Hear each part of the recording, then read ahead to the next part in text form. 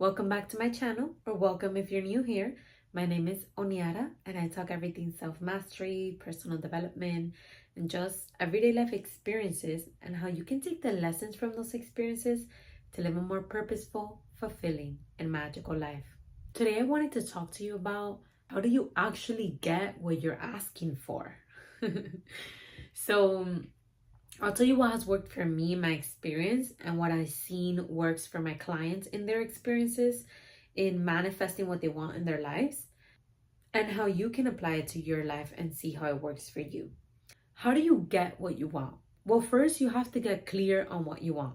A lot of people know what they don't want in their lives, and instead of using these experiences in their lives that show them what they don't like to gather clarity on what they do want in their lives, they just keep on focusing on what they don't want in their lives. So the first step to getting what you want in your life is knowing what you want in your life. And if you don't know what you want in your life, but you do know what you don't want, use that to find clarity on what you do want. And I'll also link a video up here on how to gain that clarity on what you do want. The second step is to ask God, universe, whatever it is that you believe in for this, right? Your creator, your provider. When you ask for this that you want in your life, you want to make sure to ask in the present tense. You want to make sure to ask from a place where you already have it, where you are basically just thanking your creator, thanking your provider for bringing this into your life, for bringing the awareness that this is exactly what you wanted, for then manifesting this in your life so that you can experience it. How do you come from a present tense? How do you come from a place of gratitude and not of lack? Well, I'll give you an example. Let's say that what you want is more money. And so you tell God, hey, again, I'm going to be using God because that's what I believe in, but you can use whatever you believe in. God, I want more money.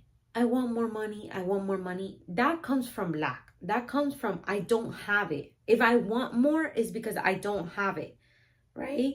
How can we come from present tense? Thank you for bringing more money into my life.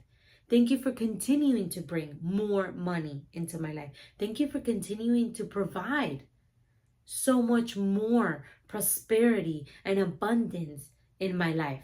And can you see the difference between I want more money, and that needy place from thank you for providing me so much more money. Thank you for bringing me money in expected and unexpected ways. Thank you for providing for me in ways that I couldn't even think were possible. Thank you for bringing such abundance, such prosperity into my life, God.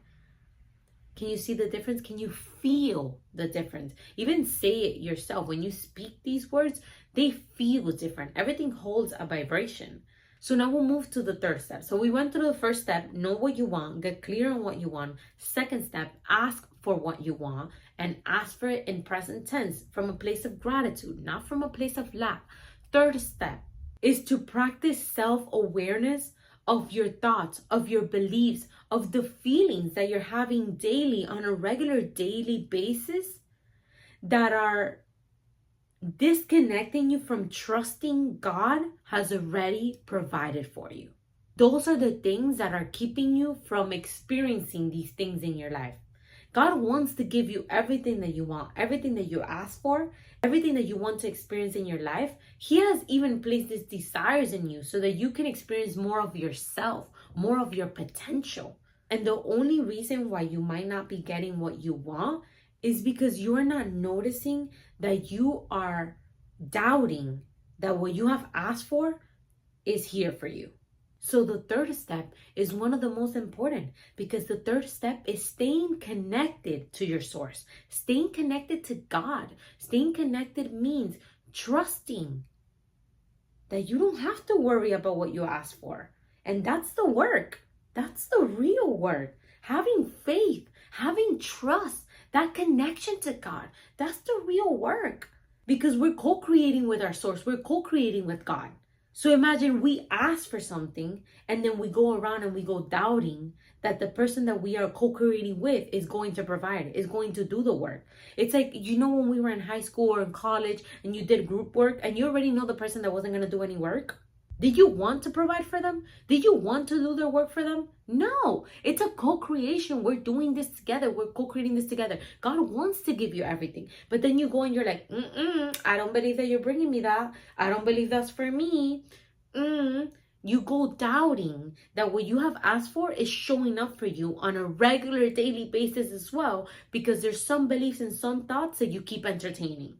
So the third step is the most important and the most critical. Noticing when you're disconnecting and you're going back to that lack, to that feeling of lack. And again, this is the hard work. This is the work. This is what takes time and consistency and commitment to want to better yourself. Everything is hard before it's easy. And so yes, it takes work to trust. It takes work to have faith, but it works.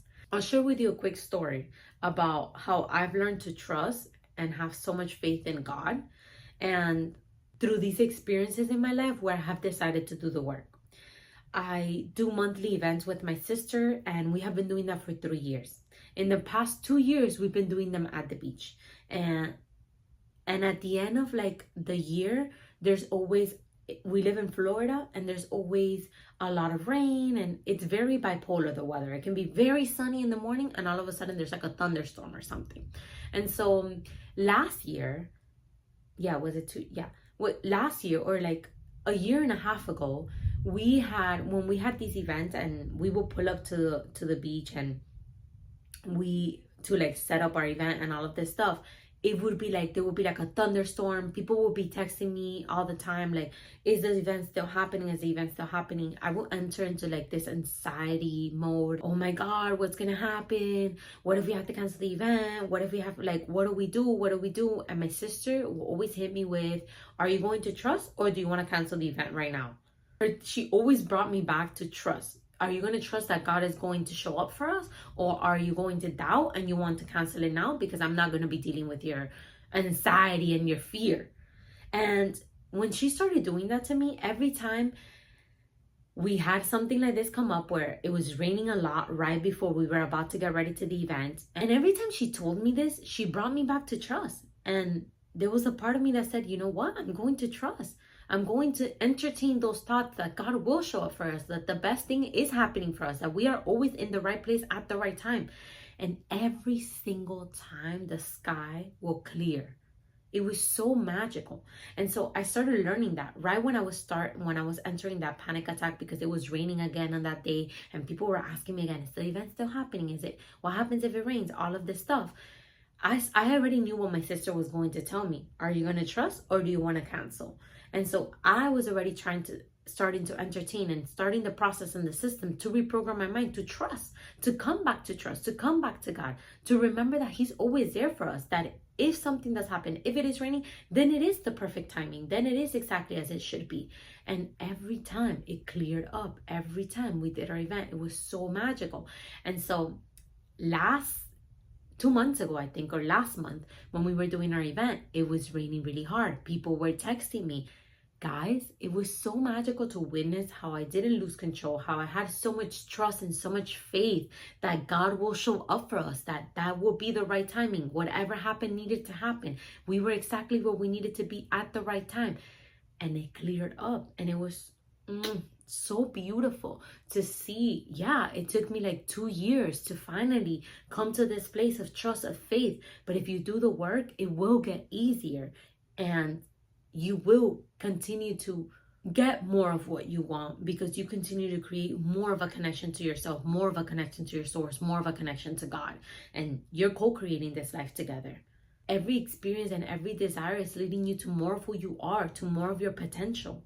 So remember that. I hope this video brought you some value. If you liked it, remember to give it a thumbs up and comment any comments or questions that you might have. And remember to subscribe for more content like this. Thank you so much for watching. I'll see you next time.